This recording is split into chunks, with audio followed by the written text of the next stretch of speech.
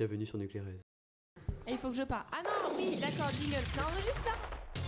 Guten Morgen, Sonntag! Nuclérez, das beste Radio auf das ganze Zentralcampus. Et bonsoir à toutes et à tous de brancher sur Nuclérez. Nuclérez. Centranon Radio. Good morning Central. Merci Custache pour ton intervention au début. J'ai bien aidé, merci.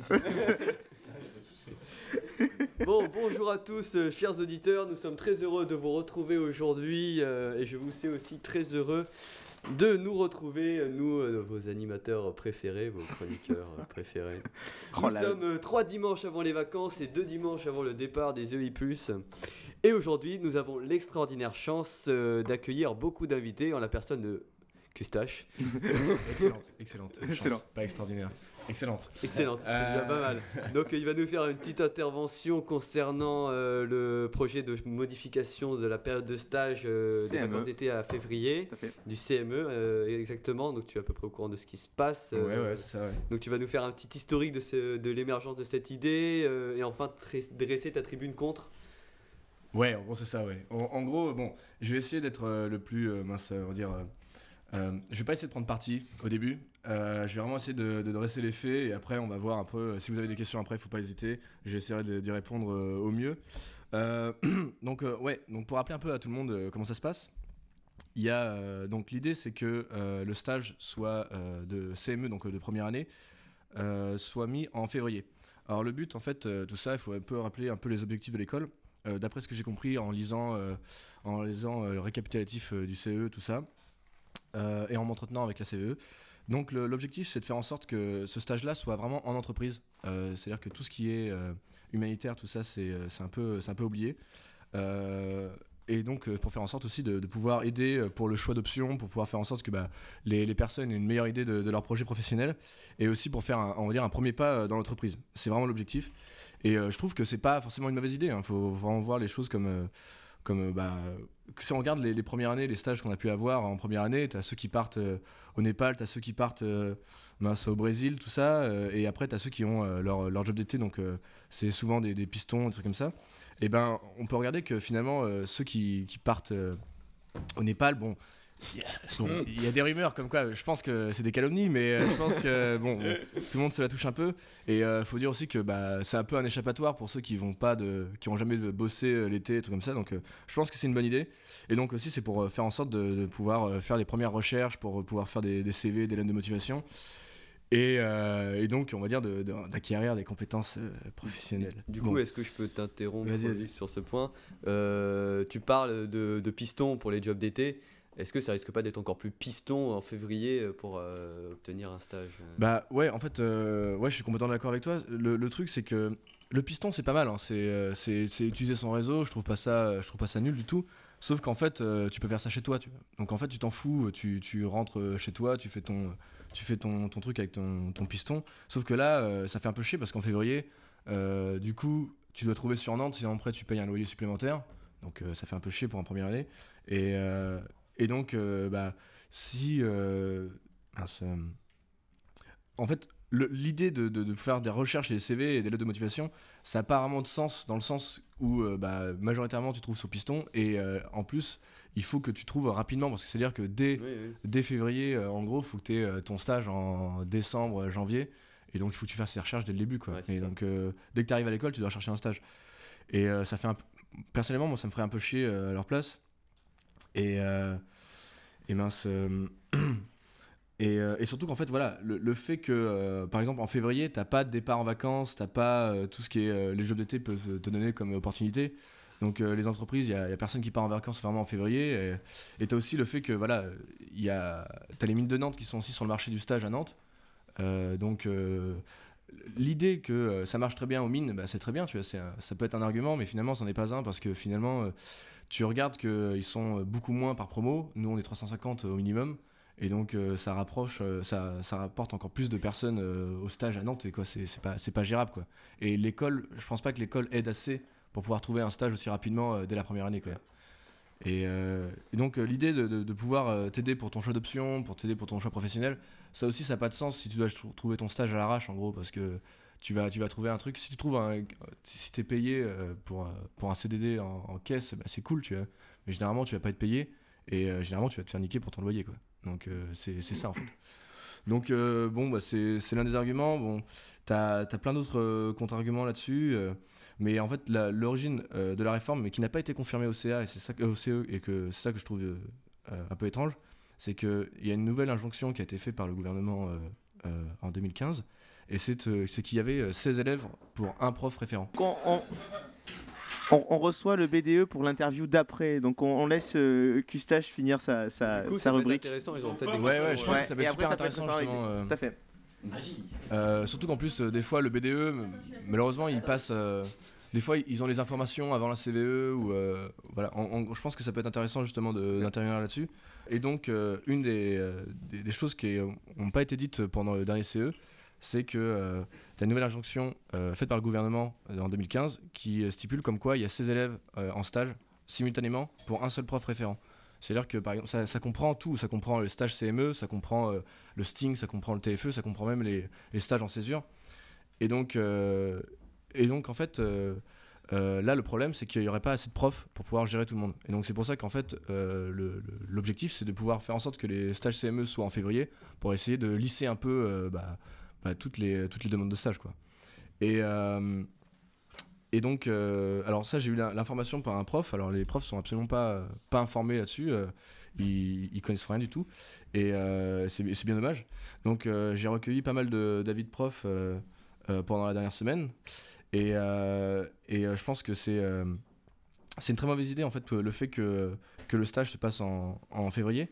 Parce que voilà, il y a paraît-il des profs qui ne prennent pas de stagiaires parce que c'est pas obligatoire. C'est pas forcé par l'administration, et donc on va dire que si les profs qui sont volontaires, qui prennent déjà 16 élèves en février et après en prennent encore 16 autres en l'été, bah, c'est les mecs voilà, ils en prennent beaucoup trop pour les autres et ça demande du temps, et en fait il y a une dévalorisation au niveau du je m'occupe de stagiaires en comparaison avec les heures d'enseignement, on va dire qu'il y a une sorte de comparaison qui a été faite, et ça c'est toujours mis à la baisse donc, au fur et à mesure des années. Donc c'est encore très mauvais en fait, parce qu'il y a déjà beaucoup de profs qui sont en burn-out et qui n'en peuvent plus parce qu'ils font énormément d'heures supplémentaires. Et en fait leur ajouter encore des profs, des élèves comme ça, et encore de la charge de travail, en fait c'est extrêmement mauvais pour eux quoi. Et aussi le fait que l'été, généralement c'est les profs, certains profs partent en conférence. Donc c'est la période de juillet-août, et donc il y a toute cette... on va dire que c'est pas encore très clair. Certains profs disent que oui ou non, que des fois ils vont devoir finalement donner des cours en juillet, et finalement non, les premières années auront 2 mois de vacances. Mais certains profs, on va dire il y a la communication qui est pas forcément très claire là-dessus. Donc on va dire que j'ai réfléchi pour on va dire la contre-argumentation pour les deux cas. C'est-à-dire que si il y a 2 mois de vacances, c'est très bien, mais sauf qu'en fait ça veut dire qu'on condense tous les programmes. Et déjà, je trouve que la première année est absolument pas professionnalisante. C'est-à-dire que, en gros, c'est limite, t'ingurgites un peu comme en prépa et tu fais des choses qui te plaisent pas forcément. Donc après, bon, c'est différent par rapport aux options qu'on a en 2e et 3e année, mais on va dire que ça va encore devoir forcer à l'arrache encore les profs à changer leur programme. Donc bon, ça fera encore une année, on va dire crash test. Et encore voilà le fait que sinon les profs ils sont baisés si ils doivent enseigner en juillet, alors que peut-être qu'ils ont envie de prendre des vacances, ou alors même ils sont même pas obligés de venir en cours s'ils vont en conférence. Donc du coup bon, voilà, ça les oblige à revenir à Centrale. Après il y a aussi tout un panel de choses au niveau de la vie associative. Donc tout ce qui concerne voilà, les passations, généralement c'est fait en mars, fin février. Le fait que les premières années partent en février et après ils reviennent en mars, et à fin de mars tous les 2e années et 3e années partent, forcément ça fait encore moins de cohésion interpromo, et c'est extrêmement mauvais, parce qu'il faut savoir que si ce qui nous fait qu'on a un job à la fin, c'est quand même notre réseau, et majoritairement avec celui de l'école, et donc ça aide pas vraiment du tout. Et après donc tout c'est ça pour tous les clubs. Donc il faut vraiment savoir que les premières années qui sont ici, ils vont devoir gérer ça l'année prochaine, et ça va être encore géré à l'arrache parce qu'ils vont être prévenus au dernier moment. Donc là c'est vraiment l'objectif, c'est de prévenir les gens, qu'ils soient au courant de ce qui se passe, et qu'ils puissent, si ça passe en 2017, la prochaine rentrée on va dire, qu'ils soient prévenus, et si ça passe en 2018, qu'ils soient aussi prévenus pour continuer on va dire la lutte. Oh, c'est mes 68 les gars. Et donc il y a tous ces trucs-là. Il y a aussi un truc que j'ai repéré et que je trouve extrêmement mauvais, c'est que à la suite du CE, la CVE a eu l'idée de pouvoir mettre en place un groupe de travail. Donc après ils vont communiquer une prochaine réunion. Normalement ça sera la semaine prochaine ou dans un peu plus d'une semaine. Et l'objectif c'est qu'il y avait donc les profs qui réfléchissent, on va dire, à ce que ça va modifier au niveau des semestres, au niveau de l'emploi du temps, au niveau des programmes, tout ça. Et la CVE qui, eux, vont plutôt faire, on va dire, des sondages. Donc je pense que vous avez déjà reçu un sondage qui concerne plus les deuxième et troisième années il y a 2 jours, je crois, ou hier. Il y a quelques jours, ouais. Et donc, oui, répondez au sondage, ça peut toujours aider. En fait, ça va permettre de donner des informations concernant comment vous avez vécu votre stage CME et en fait, quelle démarche il va falloir prendre concernant ces stages. Donc c'est important pour les deuxièmes années de répondre et après les premières années regardez les résultats et tenez-vous au courant de ce qui se passe un peu. Et surtout en fait le problème c'est qu'à la suite de ce CE-là il n'y a personne qui recherche des alternatives. Et moi je trouve ça extrêmement mauvais parce que finalement on conclut déjà ok c'est la solution, il faut juste trouver quel est l'impact de cette solution-là. Et je pense qu'il y en a d'autres solutions, par exemple on a parlé tout à l'heure des profs qui sont pas forcément gérants de stagiaires. T'as aussi, par exemple, un truc intéressant que j'ai découvert en discutant un peu avec des doctorants qui enseignent, qui sont obligés d'enseigner ou des vacataires. Donc voilà, il y a 2 types de doctorants. Donc il y a ceux qui, on va dire, sont obligés d'enseigner, qui sont partis d'une certaine école doctorale. Et il y a les vacataires qui font peut-être partie d'une autre école doctorale et qui, eux, sont volontaires. Donc il y a à peu près 200 doctorants à Centrale Nantes. Et ce qui serait intéressant, par exemple, de voir sur les statuts ou même j'ai pas encore eu la chance de pouvoir communiquer avec les différents directeurs des écoles doctorales. Et en même temps, c'est pas vraiment mon rôle parce que moi, je suis un nobody, quoi. Et en fait, ce serait de savoir finalement, est-ce que ces personnes-là peuvent enseigner et on va dire, ou peuvent suivre des stagiaires et avoir une compensation en heures d'enseignement. Et du coup, ça nous va, même si un doctorant gère, je sais pas, 3, 4, 5 stagiaires CME, 30% des doctorants sont obligés d'enseigner, donc ça fait 30% de 200, ça fait 60. Donc 5 fois 60, ça fait 300. Donc t'as ta promo de première année, quoi. Donc il faut juste en fait se renseigner un petit peu. J'ai regardé un petit peu sur internet, j'ai pas vraiment trouvé grand chose. Donc le but ce serait de communiquer avec les directeurs des écoles parce que eux sont plus calés au niveau juridique. Et en gros c'est vraiment ça en fait. Il faut vraiment que les gens posent le pour et le contre et viennent voir, envoient des mails à la CVE pour qu'en plus ils puissent on va dire construire leur argumentaire et voir finalement est-ce que ça plaît aux premières années ou pas, quoi. Et il y a aussi un truc qui est extrêmement mauvais, et c'est là où je vais conclure, pour l'image de l'école, c'est par exemple, voilà, imaginez au début de l'année, là, tu es en première année, tu dois chercher ton stage, donc c'est à peu près octobre, novembre, et c'est pile poil la période où c'est les forums prépa. Donc tu vas à ton forum prépa, tu as ton petit bureau, c'est cool, et tu as tous les mecs de prépa qui viennent te voir et que en fait tu essaies de vendre ton école, mais malheureusement en fait c'est un peu la merde parce que tu dis bah voilà, là je viens d'arriver, on vient me dire que je dois trouver un stage pour février, donc l'école m'aide pas forcément, si je rentre chez moi je vais devoir payer un loyer supplémentaire et c'est extrêmement mauvais pour la com. Et même au niveau international, imaginez des élèves étrangers qui arrivent en première année et eux ils ont pas forcément d'aide, ils parlent même pas forcément bien français et donc ils doivent directement trouver un stage, donc ça défavorise énormément les étrangers. Et pareil, eux ils vont aussi communiquer dans leur école, donc c'est pas forcément bon. Alors il y a eu à la suite de cette idée là le fait de proposer, on va dire, une sorte de base de données de stages pour les élèves étrangers. C'est-à-dire que l'école leur donnerait des stages dès qu'ils arrivent à l'école, ils ont leur stage, les élèves étrangers. Donc je trouve que c'est une très bonne idée, mais il y a dans la loi qui a passé justement quand je parlais des 16 élèves pour un prof, il y a aussi un petit truc écrit tout petit, c'est on ne doit pas favoriser des élèves par rapport à d'autres. Donc on ne peut pas vraiment dire bah voilà, les étrangers vous avez ce qu'il faut, quoi, et les autres vous faites niquer. Donc faut juste poser le pour et le contre, faut juste voir un peu comment ça se passe. Faut que les gens répondent aux sondages, faut que les gens parle avec les CVE et du coup on pourra trouver une bonne solution, quoi. Mais il faut aussi que tout le monde cherche des alternatives parce que je pense qu'il y en a beaucoup d'alternatives et il faut juste les chercher, quoi. Donc voilà, si vous avez des questions, n'hésitez pas. Bon, voilà. Je pense qu'il n'y a pas de questions, c'est suffisamment. T'as répondu à toutes les questions Voilà, que j'avais en c'est tête. ça. Bravo, merci beaucoup. Bah ouais, je sais pas si par exemple Todo t'as des trucs à rajouter monsieur ou Les VDE qui sont vous avez arrivés. quelque chose à rajouter, t'es sûrement mieux calé que moi pour pouvoir en parler, donc n'hésite pas. J'étais très surpris de voir le niveau de détail que tu as pu fournir pour le CE. Vraiment merci de détailler ce point-là parce que moi le truc que je pourrais juste rajouter c'est la désinformation, c'est que là clairement sur ce sujet-là c'est Carole, du coup ma vice-présidente qui est au CE qui s'en est vraiment occupée. Moi j'essaye de voir ça de loin avec elle, mais elle s'est vraiment impliquée pour suivre ce truc-là et on n'a pas été mis dans le cercle d'infos en fait tout de suite.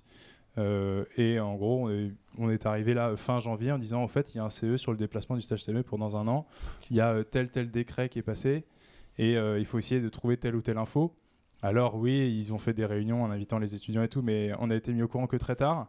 Et je suspecte qu'il y ait juste la volonté de copier ce qui fonctionne bien déjà à Centrale Lille. Parce que ce fonctionnement-là déjà, Centrale Lille là, les EI1 qui partent en stage 5 semaines en février, mais les EI2 et EI3, les 2A, 3A partent plus tard, ils partent en mai. Donc la cohésion interpromo, la vie associative, les campagnes, il y a plein de trucs qui sont réglés puisque le système est déjà en place à Centrale Lille et ça fonctionne déjà bien. Et j'ai peur aussi que si nous on force trop le changement trop rapidement cette année, on se précipite juste en copiant un système alors que finalement on n'a pas suffisamment réfléchi aux alternatives. Et une des idées qui est arrivée au détour de la discussion avec Carole, c'était si vous souhaitez absolument les déplacer de juillet à la place de juillet, puisqu'on ne peut plus avoir autant de stagiaires par prof, on peut déjà envisager avril, puisque ce serait avant que nous on parte, il y aurait du temps en commun suffisamment, que c'est une période auquel il y a une demande de la part entreprise qui n'est pas plus grande qu'en février, qui est forcément plus petite qu'en août, parce qu'en août, l'intérêt, c'est qu'il y ait plein de stagiaires qui remplacent les gens qui partent en vacances. En février, c'est plus compliqué. Mais voilà, mais je te rejoins vraiment sur le fait que c'est pas été abordé de la bonne façon et qu'on n'ait pas eu les infos tout de suite. Et moi, je suis aussi agréablement surpris qu'il y ait des gens comme toi qui disent je suis peut-être un nobody, mais ça me concerne et il faut aller chercher les infos. Et on n'a pas suffisamment de gens centrales qui font cette démarche-là, et c'est dommage. Donc, comme c'est un sujet qui est plus que fondamental, il faut s'en préoccuper. Et répondez au sondage du coup. Ouais, toi là-bas, réponds au sondage. Et on vous remercie aussi tous d'être venus, et surtout à toi Custage d'être venu nous en parler ici. C'est cool de m'avoir invité, c'est cool. C'est avec plaisir. normal. Et il faut que je parle. Ah non, oui, d'accord, jingle. Ça enregistre là. Good morning, Sonntag! Nucleares, das beste Radio auf das ganze Zentralcampus. Et bonsoir à toutes et à tous de brancher sur Nucleares. Nucleares. Centralement Radio. Centralement Radio.